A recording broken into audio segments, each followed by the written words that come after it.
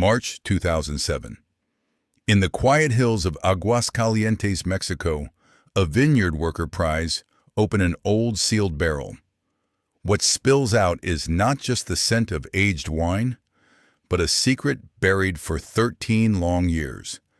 A secret tied to the disappearance of a detective in 1994.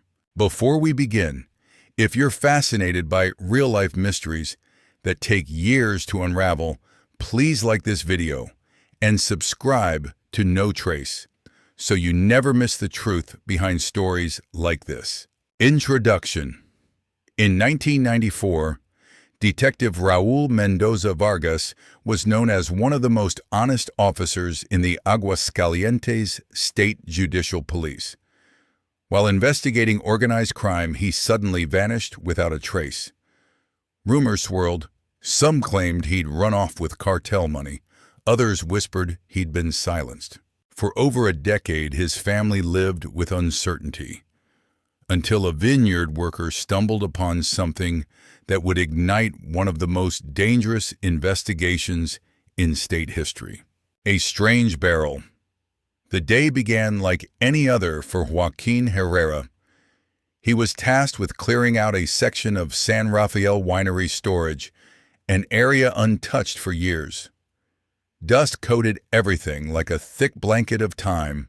When Joaquin reached Barrel 47, something felt wrong. It was heavier than the rest. The lid sealed, not with the neat craftsmanship of a cooper, but with crude welding marks, jagged, uneven, like someone desperate to keep it shut. Patron, he called out to the owner, Don Ramiro Vasquez. This one's strange. Don Ramiro, a seasoned vineyard owner with a nose for trouble, hurried over. When did this one come in? Joaquin flipped through his wine-stained logbook. March 1994, but no record of who delivered it or what's inside. Opening the past, Don Ramiro didn't like mysteries in his warehouse. Cut it open, he ordered. The torch hissed to life, sending orange sparks dancing across the darkened room. The sweet scent of aged wine mixed with something else, something foul. When the lid gave way, a wave of putrid air rolled out. Joaquin staggered back, hand over his mouth. Inside, wrapped in black plastic, were human remains. Beneath decomposed clothing, a glint of metal caught the light. A badge. Don Ramiro carefully leaned in to read the name. Detective Raúl Mendoza Vargas. Calling the police, Joaquin. Call the police. Don't touch anything else, Ramiro ordered. Within 30 minutes, Commander Patricia Ruiz arrived with 2 officers and the state's chief forensic doctor, Dr. Alberto Campos. Ruiz had worked homicide for 15 years, but finding a fellow officer missing for over a decade was something different. Campos studied the remains. From the state of decomposition and the barrel's conditions, I'd say he's been in here over 10 years. The badge confirmed the identity, but the wound told the real story. Campos pointed to the back of the skull, massive, blunt force trauma. This man was murdered. An old receipt. As the forensics team worked, Joaquin approached Commander Ruiz. Ma'am, I found this in the office files. It was an old invoice dated March 15, 1994, special barrel storage. Paid in cash. Client Mario Salinas. The name made Don Ramiro's brow furrow. He was my accountant for 15 years. Resigned suddenly in 94, right after this date. Ruiz's instincts flared. She ordered all March 1994 records and asked for Salinas's current address. The tape recorder. Before leaving, a metal detector swept the barrel and beeped again. Wrapped in plastic at the bottom was a small cassette recorder intact. This, Patricia said, holding it up, could be our key. The weight of the case. Driving back to headquarters, Ruiz couldn't ignore the gravity of what she had just stumbled into. Mendoza had been a rare breed, incorruptible, relentless. In 1994, He had been chasing a drug trafficking network that rumor said had friends in high places. If he'd been silenced, it meant one thing: the rot ran deep. And now, she was holding a thread that could unravel it all: the cassette player. Back at Aguascalientes State Police Headquarters, Commander Patricia Ruiz set the cassette recorder on her desk. The device was grimy, but functional.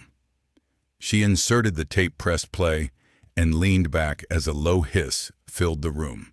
Then came the voices. A dead man's investigation. It was Raúl Mendoza himself speaking into the recorder in his steady, measured tone. Day 27 of surveillance.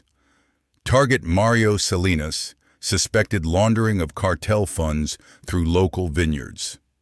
Salinas met with two men today, one identified as licenciado, the other unknown. There were muffled noises, footsteps, and then Mendoza's voice again. Received a warning to drop the case. Won't happen. If anything happens to me, the names are in my locker at the precinct. The tape clicked off. Ruiz sat frozen. Mendoza had recorded this days before he vanished, and he'd been tracking the very man who paid to store that sealed barrel. Reopening a closed file, Ruiz dug through the archives for Mendoza's old case files. The original report of his disappearance was thin, almost insultingly so. No suspects named, no leads pursued. It read like a formality, as if the department had wanted it closed before it even began.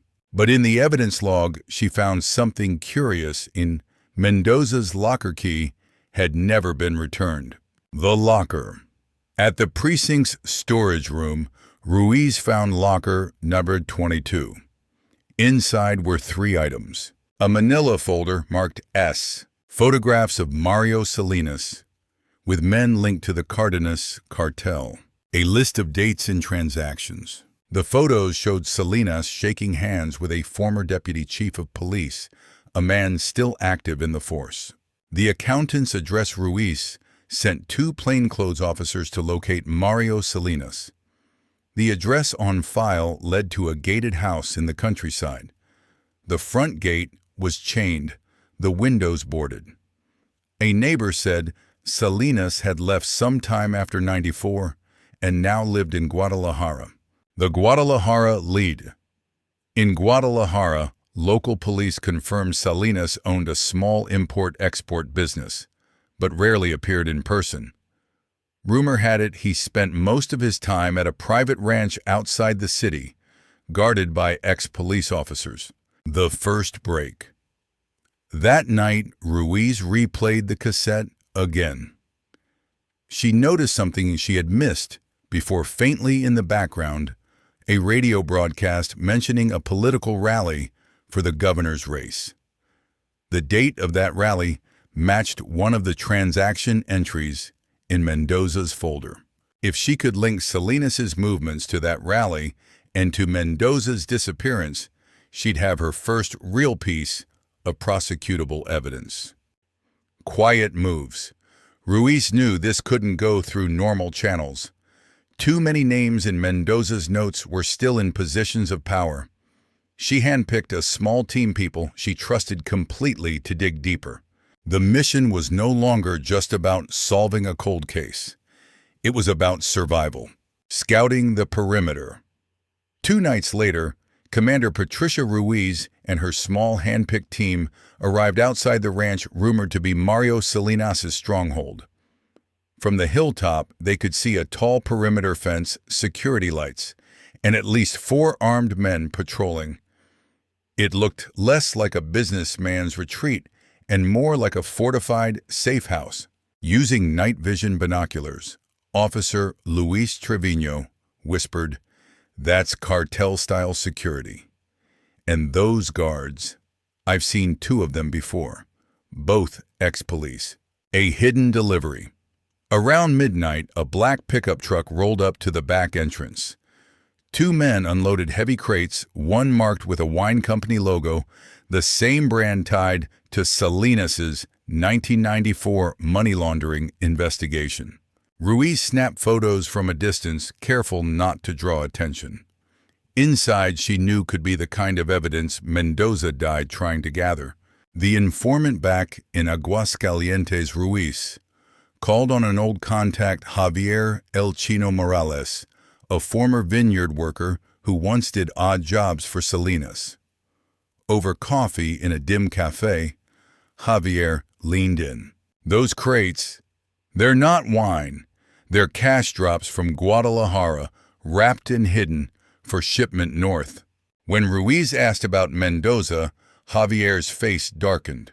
"I heard he was brought to the ranch, beaten. They said he knew too much. And then, nothing." Breaking in, Ruiz knew they'd get nothing with warrants. The ranch's guards would have time to destroy evidence. So she authorized a covert entry. At 3:15 a.m. the next night, she and Trevino slipped through a gap in the fence cut earlier that evening.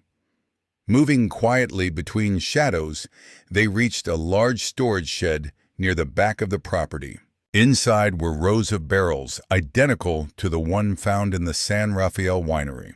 The ledgers. On a desk in the corner sat 2 leather-bound ledgers. They were filled with handwritten entries, dates, initials, amounts in pesos and US dollars. The initials matched those on Mendoza's list from his locker. One entry stopped Ruiz cold. RMV 0394 neutralizado. RMV, Raúl Mendoza Vargas, neutralized. The escape. As Ruiz photographed the ledgers, the sound of an approaching engine sent her heart racing. Guards were making their rounds earlier than expected. She and Trevino slipped out the back, hugging the fence line until they reached the breach. Within minutes, they were back in the hills, clutching the photographic proof that tied Salinas to Mendoza's murder. The realization. Back at headquarters, Ruiz spread the photos, the ledger images, and Mendoza's cassette across her desk. The scope was staggering. This wasn't just about one murder. It was about a network of corrupt officials, cartel financiers, and compromised law enforcement that had been operating untouched for over a decade. And now, she had their names. The leak. Within 48 hours of the ranch infiltration, Patricia Ruiz sensed trouble. 2 of her trusted team members reported being followed on their way home. Then a copy of her internal memo, the one summarizing the evidence against Mario Salinas, surfaced on a local journalist's desk. Someone inside her own department was feeding information to the enemy. The Deputy Chief Ruiz's suspicions locked onto one man, Deputy Chief Ernesto Valdez. He was the same face she'd seen in Mendoza's old photographs shaking hands with Salinas in 1994. Officially, Valdez had been cleared decades earlier, but Ruiz knew better. Clearing him then meant protecting him. The warning. Late one night, as Ruiz left headquarters, an unmarked sedan rolled up beside her car. A window lowered, revealing Javier El Chino Morales. "Commander, they know you were at the ranch. Salinas put money on your head. Leave town tonight." Before she could reply, Javier sped off into the darkness. The attempt Ruiz didn't leave, and the next morning she paid for that choice. While driving to a scheduled meeting with the state prosecutor, a black SUV cut her off. Gunfire erupted, shattering her windshield. She swerved into a side alley, ducked low, and floored the accelerator until she reached a police substation. The attackers vanished, but the message was clear: she was getting too close. Securing the evidence. Realizing she might not survive long enough to present her findings, Ruiz made copies of the ledgers, the cassette tape, and the photographs. She sent one set to the Federal Anti-Corruption Unit in Mexico City, and another to a trusted journalist who had worked with her before. "If anything happens to me," she told the reporter over the phone, Make it public. Every name, every date. The arrest warrant days. Later, the federal unit authorized an official warrant for Mario Salinas' arrest, citing charges of homicide conspiracy and organized crime. The operation would be led jointly by federal agents and Ruiz's own shrinking circle of loyal officers. The plan intelligence placed Salinas at the ranch for the weekend, preparing for a shipment to cross the northern border.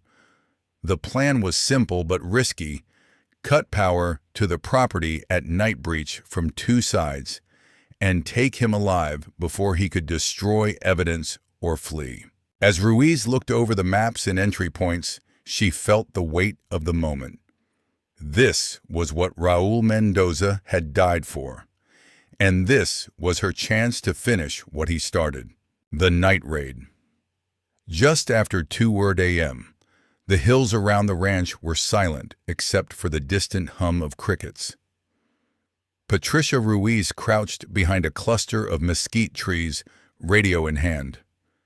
When the signal came, the generators feeding the ranch's lights went dark. Federal agents moved in from the south gate. Ruiz's team breached the north fence. Shouts erupted, followed by the pounding of boots on dirt and the metallic snap of handcuffs. Within minutes, Mario Salinas was dragged from his bedroom barefoot, a look of shock frozen on his face. The final ledger. Inside Salinas' study, agents found a third ledger hidden in a false wall panel. This one was more detailed than the others, a running diary of payoffs, shipments, and neutralizations. The last page confirmed what Ruiz had suspected. RMV Aero 394 interrogated, refused deal. Contained at Vineyard, final disposition barrel. There it was, the cold clinical record of Raúl Mendoza's murder. The confrontation as Salinas was escorted past her. Ruiz locked eyes with him. 13 years, she said. You thought he'd be forgotten. Salinas smirked, but said nothing. The smirk vanished when a federal agent read him the list of charges, each one carrying decades in prison. The trial. The case shook Aguascalientes. For weeks, headlines splashed across every paper: detective's murder linked to cartel accountant. Testimony from Ruiz's team, the ledgers and the cassette tape painted a damning picture. The jury took less than 4 hours to return their verdict: guilty on all counts. Salinas was sentenced to life in prison without parole. Remembering Mendoza. At the sentencing, Raúl Mendoza's sister, Teresa, addressed the court. My brother believed in justice even when it cost him everything. Today we honor him by making sure the truth is no longer buried in the dark. The legacy. The case spurred major reforms within the Aguascalientes State Police. Corruption investigations were expanded, several high-ranking officers were dismissed, and a new internal affairs unit was created, unofficially nicknamed the Mendoza Division. Every March, fellow officers gather at a small plaque outside headquarters, in memory of Detective Raúl Mendoza Vargas, whose courage lit the path to justice. If this story moved, you take a moment to share it, so Mendoza's name is never forgotten. Subscribe to No Trace for more true cases where the truth refuses to stay hidden. And remember, some secrets age in silence, but they never disappear.